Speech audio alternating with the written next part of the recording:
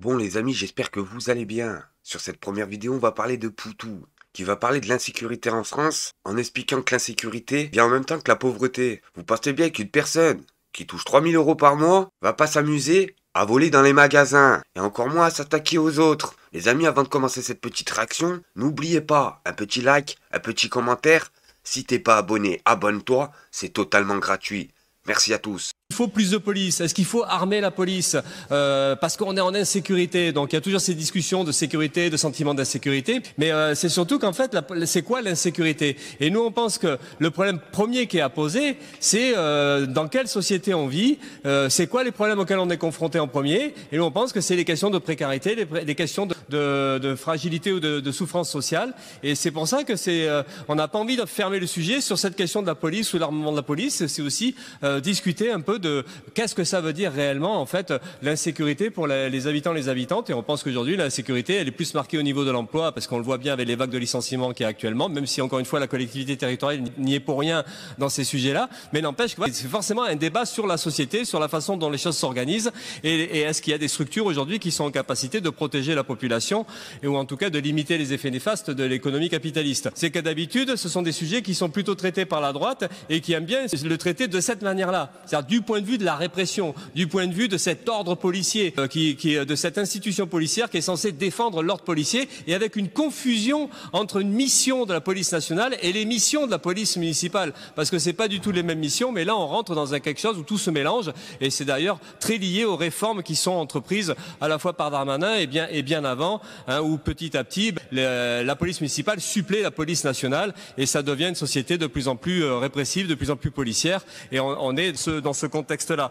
Il me semble de la LDH, des gens qui vous ont expliqué à quel point c'était une bêtise d'aller dans l'armement de la police avec pas mal d'arguments, parce que du point de vue de l'expérience, l'armement de la police, ça correspond à un engrenage de violence, et donc du coup il y a plein de littérature, de sociologues, de politologues qui montrent à quel point tout ça c'est dangereux, ça rentre dans une logique qu'on maîtrise pas, et de surveillance de la population et de logique répressive. Donc c'est quand même assez surprenant que vous ayez pu basculer sur cette chose-là alors que vous étiez plutôt contre jusqu'à présent. Faut savoir les amis qu'en France, on a plusieurs aides spécifiques pour aider normalement les citoyens. Je vais vous les nommer. On a les revenus de solidarité actifs, le RSA. Le RSA, qu'est-ce que c'est? Le RSA est une prestation sociale destinée à garantir un revenu minimal aux personnes avec des ressources très faibles. Et bien ça, c'est bientôt fini en France. Maintenant, pour toucher le RSA, va falloir travailler 15 heures par semaine. Parlons de la deuxième aide. L'aide personnalisée au logement, l'APL.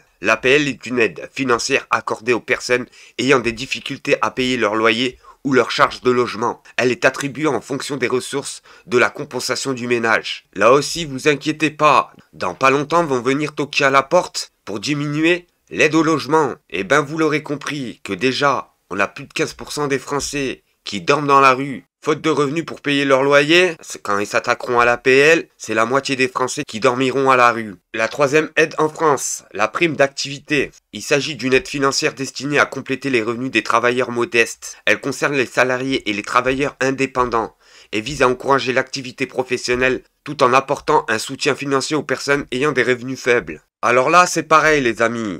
Moi, vous le savez, j'ai toujours travaillé dans ma vie. Et la prime d'activité, je l'ai jamais eue. Pourquoi les amis? Parce que la prime d'activité, ce qu'ils oublient de vous le dire, c'est que si vous dépassez plus de 3 000 € par ménage, tu peux t'asseoir dessus pour ta prime d'activité. Bref les amis, vous l'aurez compris que c'est une grande farce. On est le pays le plus taxé au monde. Mais en contrepartie, à l'époque, on avait une sécurité qui faisait que si le Français, du jour au lendemain, arrêtait son travail, le reste du troupeau pouvait venir l'aider pour lui donner à manger. Et ben là, c'est fini les amis. Bref les amis, sur cette deuxième vidéo, on va parler de la France Insoumise, qui a affiché les députés qui n'ont pas voté pour la sortie de Bayrou et son gouvernement de voyous. Et ben vous allez voir les mercenaires de Macron venir cracher sur la France Insoumise, comme si c'était eux le problème. C'est pas la première fois que je suis sur une liste de la France Insoumise, j'ai envie de dire, ça devient presque un trophée d'être dénoncé par la France Insoumise, finalement. Moi, je le dis et je le redis, c'est une famille politique, si on peut pas appeler ça une famille politique, qui déteste tout ce qu'est la France. Pour commencer, Thomas Portet a envoyé un tweet en affichant tous ces voyous qui n'ont pas accepté que Bayrou et son gouvernement tombent. Et voici les noms et les prénoms de celles-ci. Il y a juste une chose à dire après ça. Bravo la France Insoumise. détestent tout ce que représente la France. Ils sont en permanence du côté de celles et ceux qui mettent en danger, qui sont les ennemis de notre pays. Souvenez-vous, ils avaient dénoncé la dissolution du CCIF, ils avaient mis en place, on l'a déjà oublié ce sujet, sur le délit du terrorisme. Vous vous souvenez de l'apologie du terrorisme, exactement. Sortir du code pénal. Enfin, un moment... on pourrait en permanence s'énerver, on pourrait en permanence dénoncer, mais finalement, leurs outrances et leurs indécences, malheureusement, on en devient un peu habitué. Et je pense qu'aujourd'hui, ce qui doit nous concentrer, c'est de pouvoir continuer à travailler, et eux se servent de l'écharpe tricolore qui leur a été confiée par le suffrage universel direct, non pas pour défendre et représenter la France, mais pour l'abîmer et la salir. Et ça, je continuerai à le dire, et je dois dire que c'est une bonne chose. Et je pourrais dire aussi ce qui s'est passé par ailleurs, mais une bonne chose qu'ils commencent vraiment à être isolés, et notamment avec le détachement qui, j'espère, va durer du Parti Socialiste. Bon les amis, vous l'aurez compris qu'on est dans la merdaille. Parce qu'entre ceux du RN, qui se sont associés au gouvernement de Bayrou, et les opportunistes gauchistes, qui ont préféré garder leur place au chaud, en acceptant Bayrou et son gouvernement de voyous de rester au gouvernement, alors que les Français avaient voté pour eux, pour soutenir la France insoumise, coûte que coûte.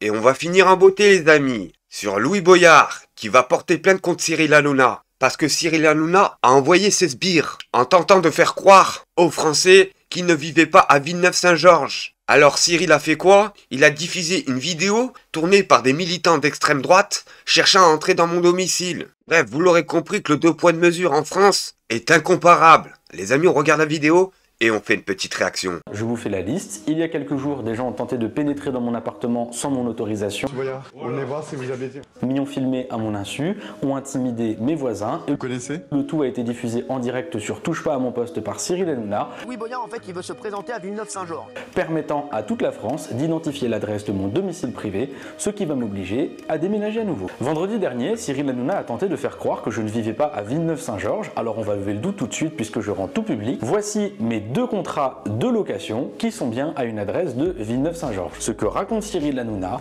est faux. En plus, moi, je pensais là-bas que Louis Boyard, il habitait dans son fort. Vous pouvez y voir que j'ai dû déménager une fois en 2023. Et j'ai dû déménager parce que des militants d'extrême droite avaient obtenu l'adresse de mon domicile privé et étaient en train de s'organiser pour m'attendre en bas de chez moi, ce qui m'a obligé à déménager en urgence, mais j'ai tenu à rester à Villeneuve-Saint-Georges parce que c'est ma ville et parce que je l'aime. Je vous laisse deviner ce que vous pouvez ressentir quand vous êtes menacé quotidiennement et que l'adresse de votre domicile et l'étage auquel vous vivez est diffusée à toute la France. Alors vous venez de le voir dans cette séquence absolument dingue.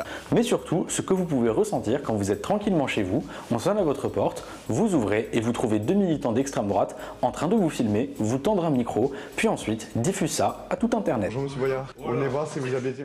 Je dis militants d'extrême droite parce que ceux qui sont venus chez moi appartiennent à un blog qui tient des propos ouvertement racistes et que celui qui tient le micro avait été attrapé avec un pass sanitaire au nom de Adolf, selon le journaliste de Mediapart, David Perrotin. Cyril Hanouna a l'air de bien le connaître. Bravo à Jean-Qui. C'est peut-être une connaissance commune avec Vincent Bolloré. Tout ça m'est déjà arrivé une fois et à nouveau je vais devoir déménager, mais je resterai à Villeneuve-Saint-Georges parce que c'est ma ville et parce que je l'aime. Maintenant la question c'est comment ces gens ont obtenu mon adresse. Je suppose par le maire de Villeneuve-Saint-Georges qui a peur que je le batte lors des prochaines élections municipales. Il leur a transmis un document indiquant que je me suis inscrit sur les listes électorales en décembre 2024. C'est vrai, mais j'habitais à Villeneuve avant.